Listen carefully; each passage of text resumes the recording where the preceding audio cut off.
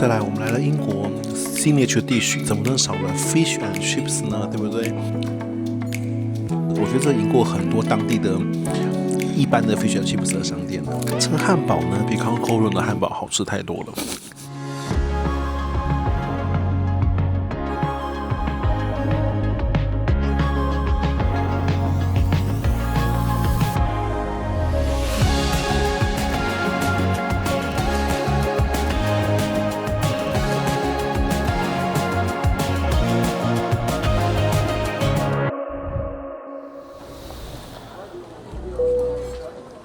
我们的旅行来到了欧洲，这是欧洲的系列。那欧洲系列自然绝对不能少了 London Heathrow， 大家说对吧？London Heathrow 呢是世界上非常著名的机场，这里也有非常多高级的贵宾室，而且商务客人的含金量非常的高，所以各航空公司都想尽办法，想在 London Heathrow 挤破头的拿到 slot， 然后也想要开贵宾室。这边的贵宾室真的是五花八门。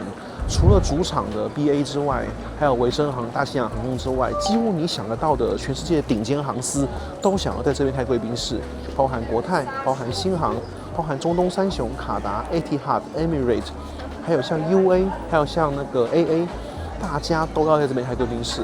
Qantas 也是。那我们现在在这个航厦是 T3， 那英航 T5 上次给大家拍过 Concord Room 了，那我们这次在 T3， 我们就来逛一逛寰宇一家吧。T3 的话是剩下除了 BA 之外，所有寰宇家伙伴都会在 T3， 所以我们今天有4间可以参观。我们刚刚已经看过 A1 了，那 A1 的话当然就比较阳春一点，当做我们开场白吧。那接下来我们就要逛4间贵宾室。那值得一提的是，开在 London Heathrow 机场的贵宾室呢，等级都非常的高，商务等级不够看了。国泰这边是唯一的一间外站头等贵宾室，这边新加坡航空也有头等贵宾室。那卡达、阿联酋跟 Etihad 也都非常厉害 ，AA 这边也有头等贵宾室。那而且明年Qantas在这边也要开头等贵宾室，所以这边的话就是 F Lounge 的大比拼了。我想世界上很难找到下一个机场是有这么多的外站 F Lounge， 这是非常困难的。一般就只有主场，可能有1到2间的头等贵宾室就已经很多了。那这边是连外航都会想要在那边疯狂开头等贵宾室。好，那我们现在到了这个地图，我们来看一下，这就是我们 T3 所有的lounge的一个呈现了。那我们看到 T3 第一个左边的话，lounge B 就是 Qantas，lounge C 是国泰。那华航也用这一间哦。然后再来 lounge D 的话是第三方，lounge E 的话是 Emirates lounge，lounge F 的话是 BA 在 T3， 这个是比较小的，跟 T5 不能比。再来这个 AA。再来这边的话也是第三方，最后是 Virgin Atlantic Clubhouse， 那 Delta One 是可以用的。所以我们今天呢这一区的话就全部都贵宾室大全了，就在这个区域。好，那我们就一间一间来逛。寰宇一家伦敦希斯洛特级贵宾室 hopping， Let's go， 开始。那我们第一站当然就要先来国泰航空了，小花也用这一间，我们去喽，走。那这间开放时间的话，从早到晚都是开的，从5点半开到晚上9点。熟悉的国泰的 Mark 又出现啦，噔噔噔噔。那伦敦的话是国泰的外站目前唯一的一间有头等区域的贵宾室，那其他都只有商务的配置，所以这一间非常特殊，它是有 First Class 跟 Business Class。头等的话只走，商务的话走到底。商务的话就是只有 Noodle Bar 跟自助餐为主。那头等的区域的话，并没有到非常大，但是头等区域就是有阿拉咖啡的部分了。好，我们现在把头等区域的样子看一下。那左边这边就是等下餐厅的部分了。那不过午餐部分要12点20分才开始供应，现在时间还早，我们等下先去洗个澡。那国泰总是有这种跟羽田一样的设计，在窗边欣赏飞机美景的座位，那都是我最喜欢的位置。那当然，在伦敦这个酒精饮品一定少不了的嘛。所以这边的话，你看，哇，酒精选择超级多啊，各种酒什么都有。你看，这是粉红香槟，一般的香槟，这边光香槟就几种啊。哦，这是白酒了 ，Sauvignon Blanc。哦，这又是香槟，哦，香槟就4种5种，哎，这是白酒。然后红酒的话在后面，所以红酒有4款，香槟看起来4款以上，白酒也是，酒的选择真的非常的多元。那这边调酒区域自然也是什么都有啦，基础调酒的，想喝什么就可以喝什么。然后这边当然是奶酒啊，还有波特啊，一些烈酒，基本上东西都是有。冷饮的话都在下面，然后包含一些啤酒部分。那这就是这个吧台。那这边的话倒是没有专人调酒的酒吧，看窗外的美景真的是很舒服的一件事。然后这边座位的话也不算太多。不过毕竟这是外站嘛，所以头等区还有商务区的话，空间还是可以的。然后在这边就会有一些简单的食物，我们来看一下喽。首先的话就是优格啦，然后水果啊、奇亚籽啊、冷肉啊、起司啊，然后这边当然就是一些面包。那因为早餐时段的话比较简单，那等下中午的话就会出现一些其他的东西，我们再来看一看。像这些马铃薯，我记得中午的话，这边可能会出现一些什么，比如说派呀，或是烧麦之类的东西，然后咖啡机，然后今天有这个甜点，基本上国泰贵宾室的样子都非常的一致。好了，这是淋浴间的部分。那淋浴间的话，就非常的国泰标准设计了。那标准的备品自然也少不了啦。我们来看到标准的备品 ，Banfor 牙刷、牙膏。那这边值得一提的话，这边的话，头等跟商务区域的话，淋浴空间是共用的，大约有10间左右。其实以外站来说，也算是蛮多间了。空间上倒不是这么的大，对，就比较商务规格的淋浴间，像这样。那浴室的备品自然是全套的Banfor，这边是伦敦嘛，那我们就可以来舒舒服服的来洗个澡。因为毕竟这个早餐时段的 menu 会比较无聊一点，就是一些基本的点心啊，然后蛋而已。所以我们等一下等午餐，我们留点肚子，我们再来享用国泰美食。那就吃饭之前，我们先来洗个澡，更衣沐浴一下，然后再去吃饭喽。头等贵宾室自然就不能错过这个阿拉卡泰的这个用餐时间了。我们看看国泰这边有什么菜单。首先，这个招牌的面点的话是一定都有的，就有担担面跟云吞面。那这边多了一个叉烧的猪肉面，然后还有一个那个东阳 soup 东阳宫汤的蔬菜的。然后再来点心篮、茶烧包，然后再Sunbelt Chicken Fried Rice， 就是那个生八酱的鸡肉，然后炒饭。那这边的 signature dish 的话就是2样，在伦敦嘛 ，beef burger 对不对？然后再就是炸鱼薯条，这2个是他们的经典招牌。Starters 的话有这个 sweet corn 跟 summer 这个玉米的甜汤，有个鸭子的一个沙拉，然后再就是有一个这个是甜菜根。主餐的话，另外还有烤鸡，然后有鲑鱼，然后有羊肉卷，还有一个是素的，就是茄子，然后用味噌去做的一个饭这样子。甜点的话，这边有这个 sweet coconut and pandan， 然后有些 berry 啊，然后 cheese 跟 fruit。那这边还有一些就是调酒，第一款是 Lotus Blossom Martini。然后再来是 Dragon's Breath， 然后 Jade Garden 看起来蛮好喝的，它是有凤梨汁啊、芒果啊、Passion 跟莱姆，然后再有个无酒精的调酒，我们等一下也来试试看。那酒的选择的话，这边当然是很多啦，今天要吃的东西真的是很多啊，我们来看看能吃多少，帮大家来开箱品尝一下。好啦，那我们的食物按照惯例，我们第一口一定要先试担担面，这个国泰最招牌的东西，先闻一下。花生味道蛮浓的，看起来是有花椒油，不过花椒油味道不是很浓哦。这个面体部分是跟香港一模一样的，酱汁的浓稠度跟香港也比较像哦，看起来是不错哦。在欧洲待这么多天之后，吃到担担面的感动真的是没办法用言语形容，都快哭出来了。再配一口他给的香槟，这位是 Perrier。等一下，我们再来试其他的酒。这个香槟蛮好喝的，这担担面非常的好吃。虽然没有跟他讲说要面做硬一点，不过倒也没有到糊掉，然后口味真的非常的好。缺少一点花椒油香味，其他部分100分，这没有问题。再我们看看这个点心篮，点心篮的部分的话，有虾饺，有蔬菜饺，然后有烧麦。我想我们就试一个虾饺好了。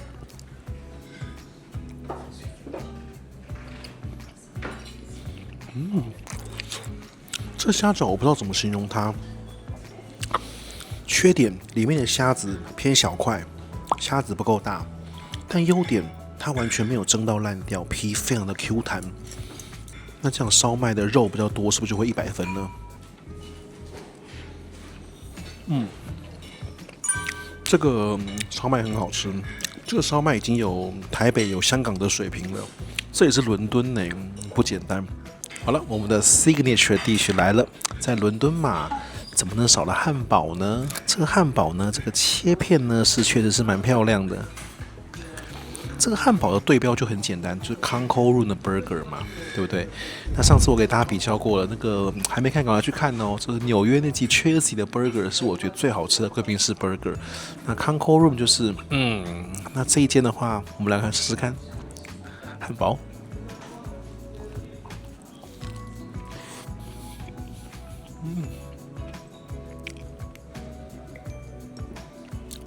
我觉得比不上 Chelsea， 纽约 Chelsea 那个汉堡还是比较好吃，但是比 Concord Room 的汉堡好吃太多了。再来 chips， 是这种比较粗的薯条，很粗的，但也算蛮脆的，汉堡是不错吃的。我也不懂 BA 为什么可以把食物做得这么难吃呢？我不知道卢布桑萨那一集上了没，但是人家德航在法兰克福的贵宾室的汉堡也好吃很多啊，牛排也好吃很多。我不知道 BA 为什么都把食物做得这么难吃，但一样是伦敦，国泰就好吃很多。再来，我们来了英国 signature dish， 怎么能少了 fish and chips 呢？对不对？这个国泰航空这个炸鱼我是有印象的。它首先这个柠檬酱汁我们先挤上去。那这是 fish and chips 的一点小小变形，那旁边它有给了一些酱料，有给这个 mayonnaise， 然后这是绿色的，不知道什么东西。不过柠檬我觉得挤上去风味是比较好的，所以我们先挤一点柠檬。我印象中的国泰这个 fish and chips 比英国很多路上的 fish and chips 好吃很多。切下去的手感是对的。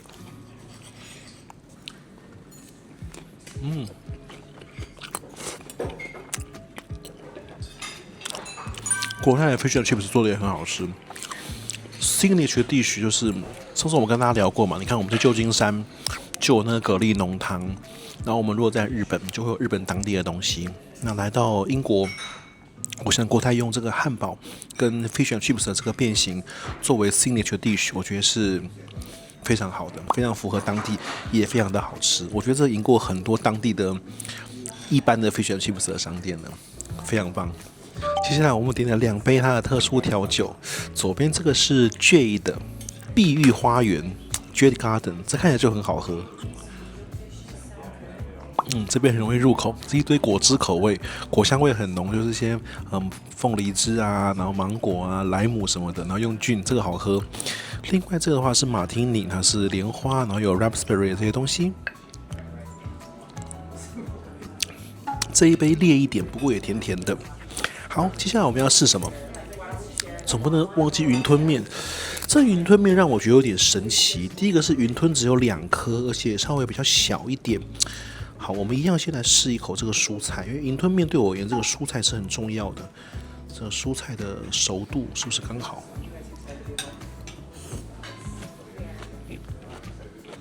这个蔬菜我觉得上次 San Francisco 处理的比较好。我们来试一口面。这边的云吞面的面体呢，跟汤头比较怪异一点。刚刚担担面的面是正确的捞面，这云吞面不是，因为这面不是我的菜。对，我们来试一口云吞。云吞本人调味正确，味道也是好的，稍微小颗了一点。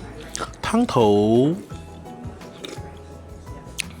我觉得这跟我们在台北或香港吃到的云吞面汤头比较有点不太一样。然后这面就不是我喜欢的，刚担担面的面比较是我喜欢的。今天这餐真的吃得好满足啊！早上早起从布达佩斯飞过来，这是我今天的第一餐，好好享用。那我们再来补充一点青菜，所以点了一个这个脆鸭沙拉，我们试看它鸭子怎么样哦。然后酒的部分呢，我当然就还是要点一杯我最喜欢的 Sauvignon Blanc 来配一下哦。好，来吃看鸭子如何。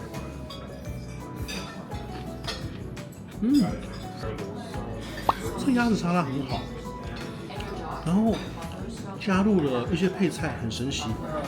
欧洲人非常喜欢这个，我上次跟大家分享过，这个欧洲人非常喜欢把西瓜拌入沙拉里面作为配菜。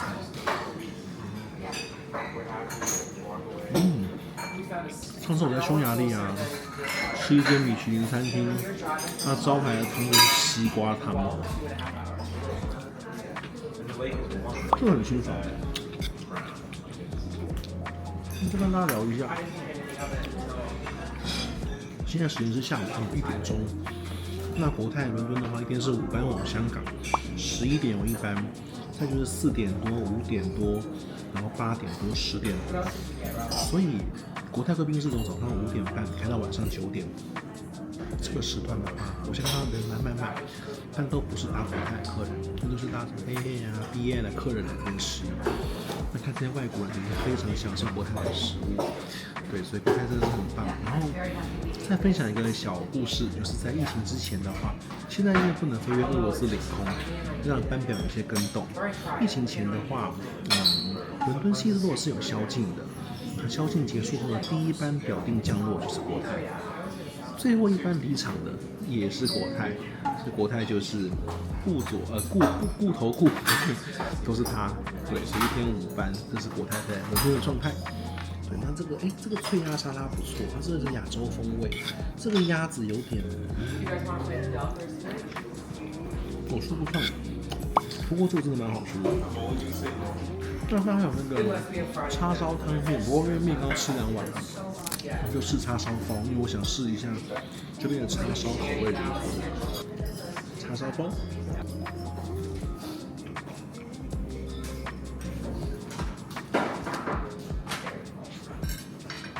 这叉烧包的话呢，先喝口酒。它的面皮部分算是我喜欢的，蛮有 Q 劲的，不过我觉得面皮稍微厚了一点，里面的叉烧稍微少了一些分量，整体来说还 OK。这一餐真的吃得超级饱，看前面这些人啊，就知道他们都不是搭国泰，他们俩应该都搭 AA， 因为第3航厦的 BA 航班很少，都是搭 AA 的。但我觉得他们是正确选择啦，来国泰贵宾室吃饱饱，就不用上飞机吃 AA 的食物了，完全正确选择 ，perfect choice。好啦，这今天咸食的最后一道，真的吃不下了。我们最后吃一个这个羊肉的肉排，来试试看羊肉的肉卷。这个青菜看起来就处理的不错，我们先吃一口青菜。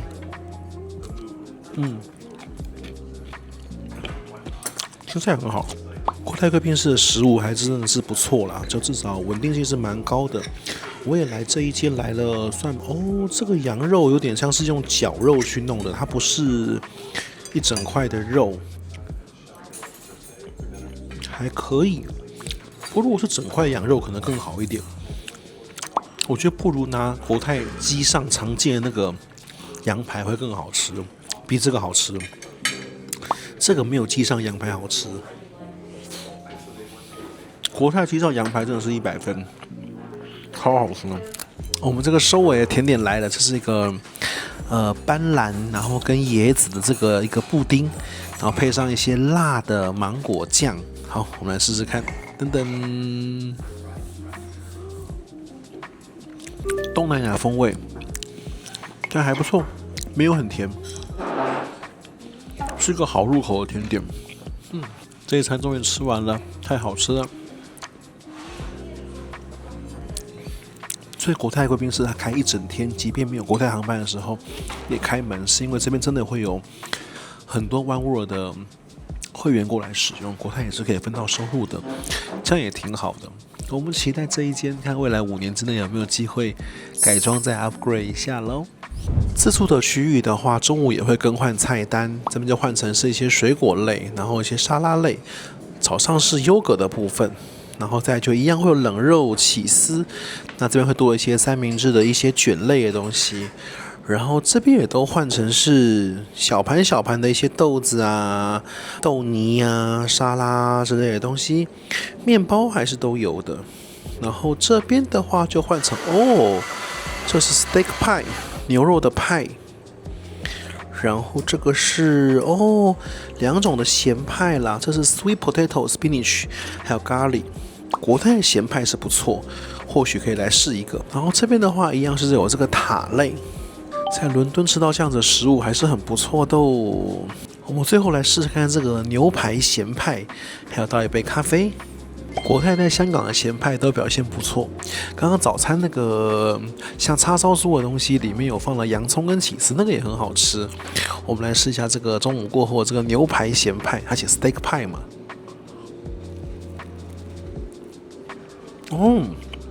这个好吃啊！里面是满满牛肉，配口发咖啡很不错，这适合当下午茶。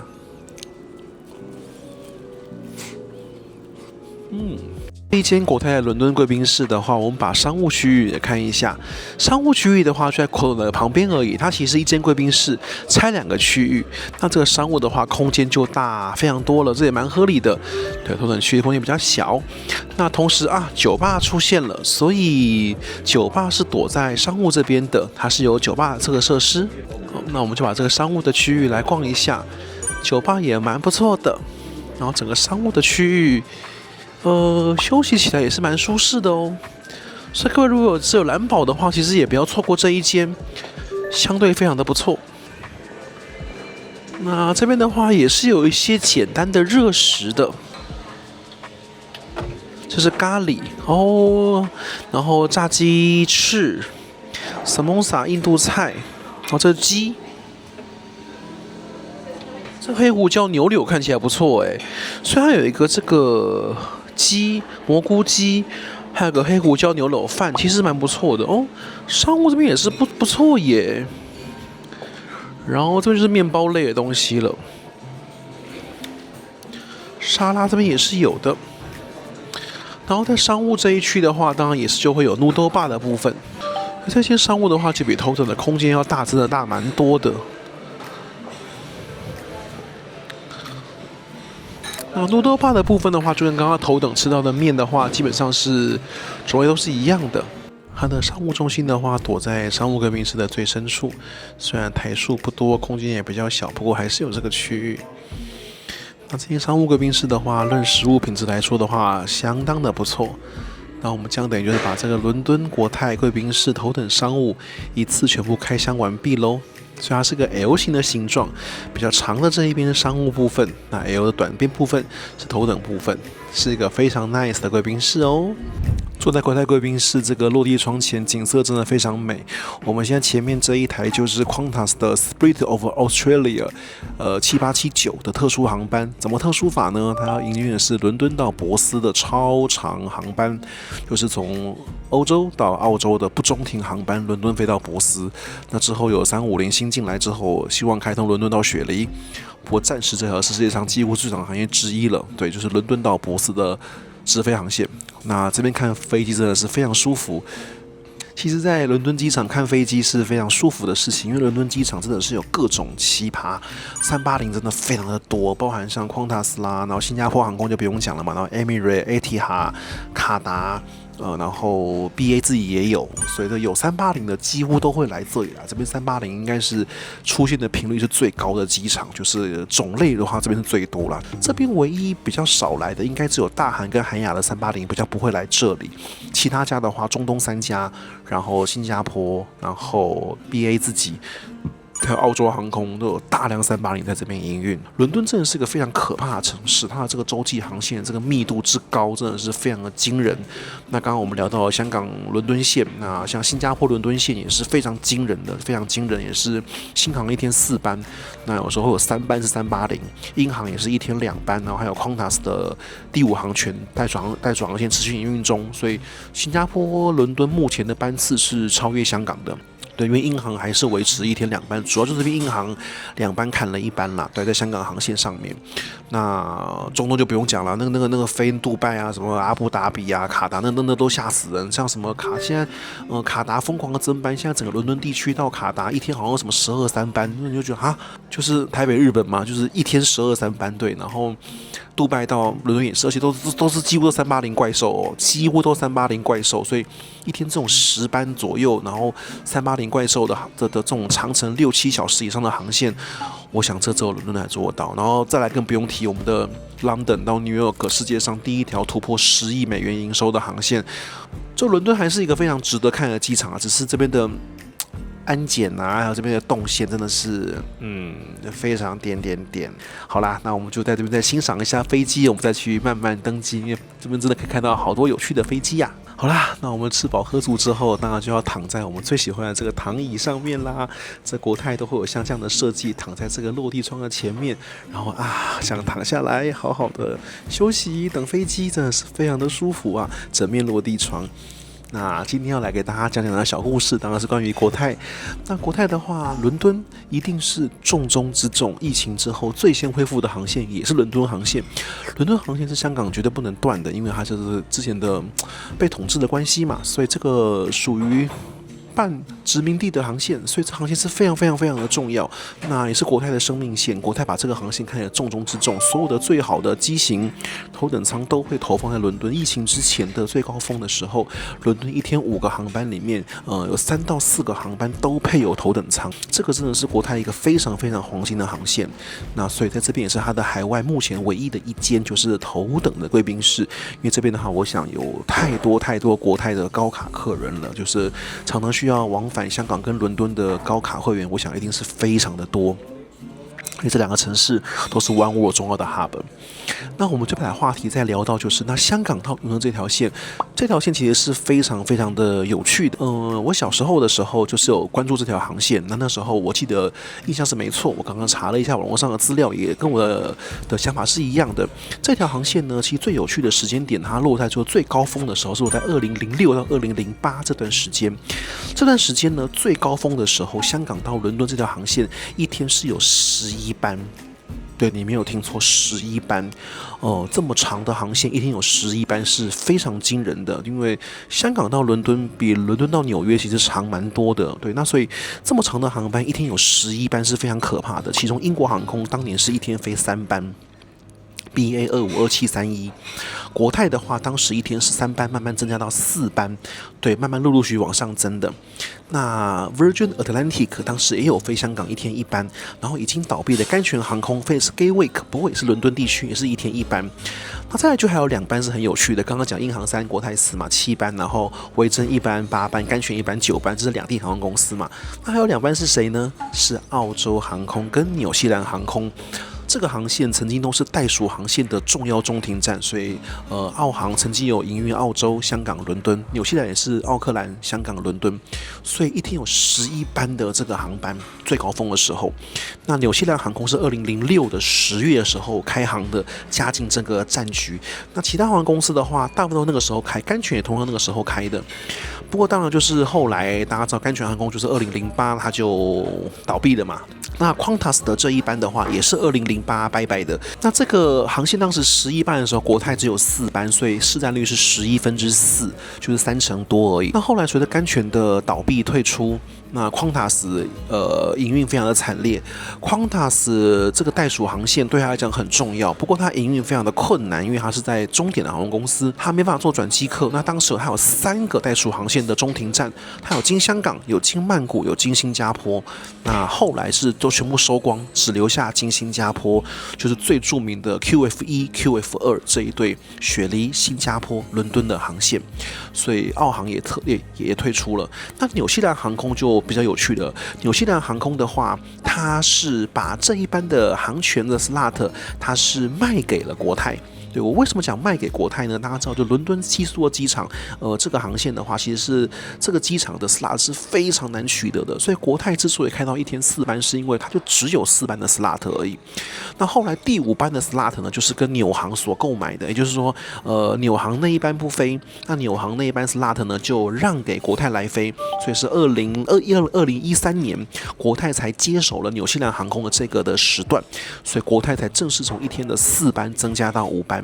那 BA 后来很快就从3班减到2班，所以澳航退出，纽航退出，然后那个甘泉倒闭。维珍大西洋航空的收场时间的话，我可以再确认一下，不过我记得也是应该是08年过后没多久它也就是收掉了啦，所以其实有非常长的一段时间，大概就恒定在就是1天7班，就是国泰5班、英航2班这样子的一个状态，维持蛮久的。然后到去年，对，英国航空又把香港从2班砍成1班。英航在去年的话，它把北京砍掉，香港也从2班砍成1班，所以现在香港伦敦这一条线就是变成是国泰5班、英航1班，那这个5/6市占率就是80%以上，所以国泰等于是本来3/11的市占率变成5/6的市占率，现在这一条等于是国泰独霸了。那国泰接手纽航这条航权来飞行之后，营运的也非常的不错。那大家有没有听出了其中的奥妙之处呢？那澳洲航空收手之后，怎么没找国泰帮忙呢？对，这个大家都知道，业界里面就是 Qantas 跟 Cathay 关系是非常的恶劣的，他们的合作是非常的基本性的，像这种东西是完全没有合作。所以国泰在纽澳部分，它宁可选择合作对象是纽西兰航空。那事实上，你在国泰官网购票，你其实都可以买到纽航直飞的航班哦。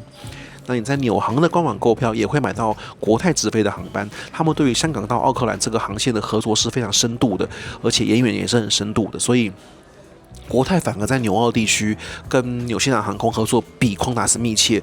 那国泰在欧洲地区的话，除了跟英航有合作之外，跟卢布桑萨的合作也很密切。反正呢，现在就是这个航线从国泰4/11变到现在5/6，完全独霸，所以这个贵宾室当然也就很重要。对，那我觉得这间贵宾室应该可能未来也会有重新改装的计划啦，因为毕竟这一阶段的头等贵宾室也时间蛮长了。那等到环宇堂改装完毕，有第3代新的样貌出现，纽约也开了新的旗舰头等贵宾室之后，那下一个如果要再出现旗舰头等，就是香港现在改装中嘛，然后纽约要新开嘛，然后再下一个如果要再出现新的旗舰头等，你就是这里了，没有别的选择了。对，这边当然是国泰重中之重的超级大的 hub， 也是营运的高峰航线。对，那这个航线其实1天5班真的是很不简单啦。对，其实当时在疫情之前的时候，那时候国泰 CEO 曾经有对媒体放话，就是说，哎呀，这个香港伦敦这条航线啊，是卡在伦敦的，没有 slot 啦。然后他说，